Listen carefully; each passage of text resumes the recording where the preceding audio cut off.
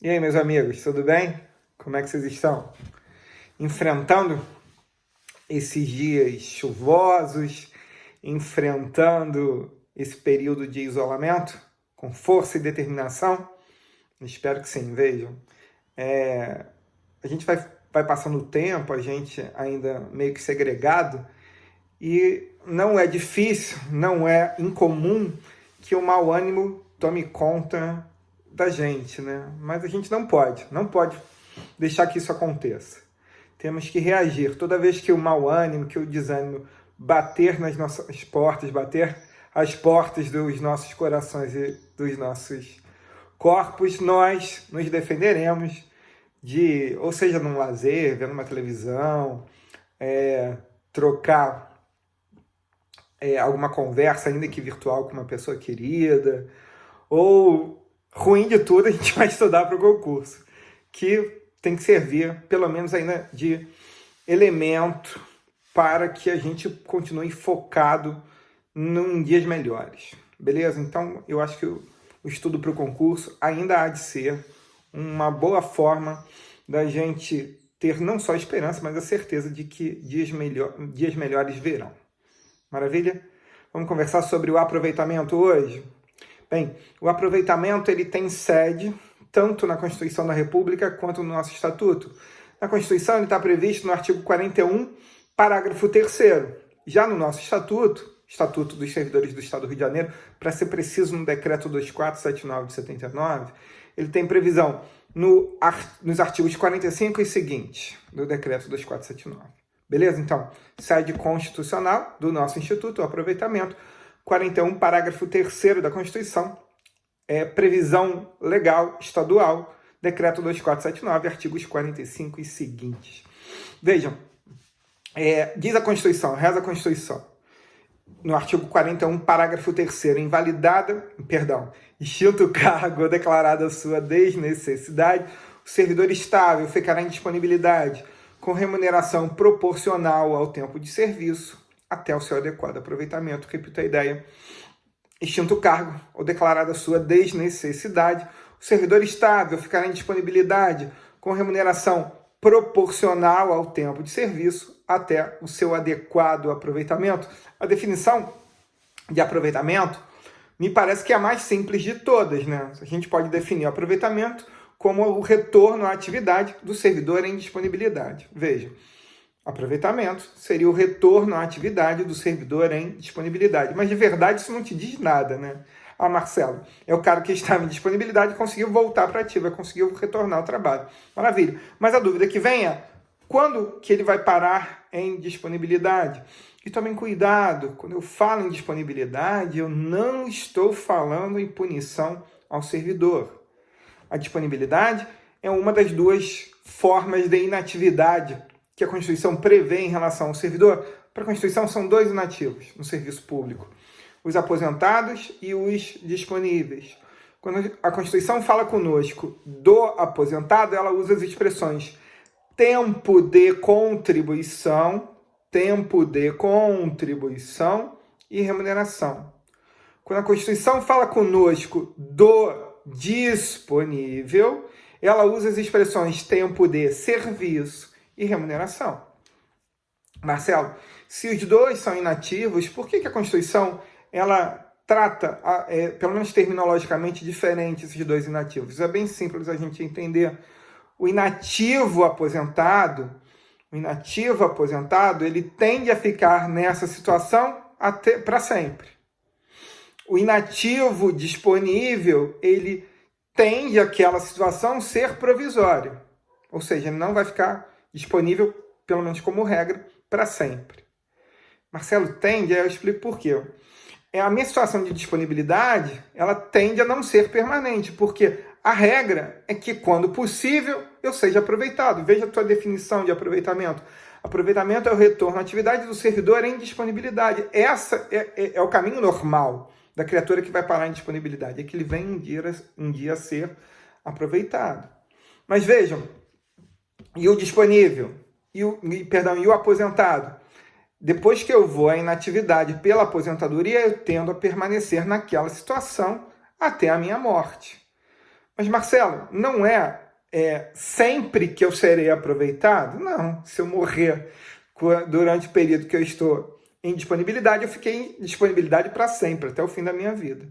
Por outro lado, a aposentadoria tende a ser uma situação permanente, mas se, eventualmente, é inaugurado o processo administrativo e cassada a aposentadoria daquele indivíduo, ele não terá ficado na aposentadoria para sempre. Mas isso depois é uma conversa que a gente pode ter num momento específico para isso, para diferenciar um do outro, um inativo do outro inativo. A nossa conversa hoje é falar do aproveitamento, e falar que o aproveitamento é o retorno à atividade do servidor em disponibilidade. Marcelo, quando eu vou parar em disponibilidade? De novo, volta lá para o 41, parágrafo 3º, e veja se lá não está de forma expressa. Extinto cargo ou declarada sua desnecessidade, o servidor estável ficará em disponibilidade. Disponibilidade é esta, com remuneração proporcional ao tempo de serviço, até o seu adequado aproveitamento. Vejam, as duas formas de um servidor vir parar em disponibilidade é quando ele tem o seu cargo extinto ou declarado desnecessário. Primeiro cuidado é que, da mesma forma que a disponibilidade não é pena, é uma forma de inatividade, a disponibilidade é uma garantia que só é dada ao servidor estável. Pode olhar no 45 e seguintes do decreto 2479, bem como na Constituição, e vocês vão perceber que só pode parar em disponibilidade o servidor estável. A súmula antiga do Supremo Tribunal Federal, no sentido de que não há qualquer garantia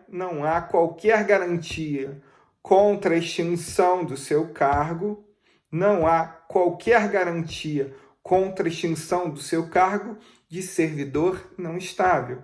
Em outras palavras, se eu não estável tenho meu cargo declarado extinto ou declarado desnecessário, eu não tenho sequer direito à indenização.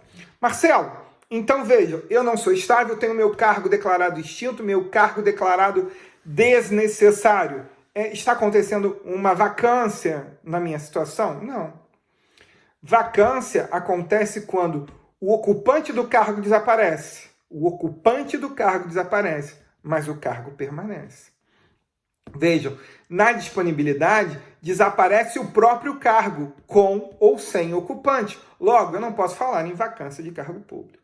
Beleza? Mas vejam lá, de novo. Extinto cargo ou declarada sua desnecessidade. Será que estamos falando de duas situações iguais? Será que a nossa Constituição sofre de gagueira e ela fica se repetindo? Não, evidentemente que não. A gente pode anotar aí que a extinção de um cargo acontece da mesma maneira que um cargo é criado, ou seja, em virtude de lei. Já a declaração de desnecessidade, olha só o nome, é quase que autoexplicativo, declaração, manifestação de vontade, como a administração pública invariavelmente manifesta sua vontade, manifesta-se por meio de ato administrativo. Veja, quer numa situação ou na outra, extinto cargo declarado a sua desnecessidade, se eu for estável para disponibilidade. Ficarei nesta situação para sempre? Não, até que venha a surgir um cargo que tenha compatibilidade de remuneração e atribuições com aquele meu outro cargo que foi extinto.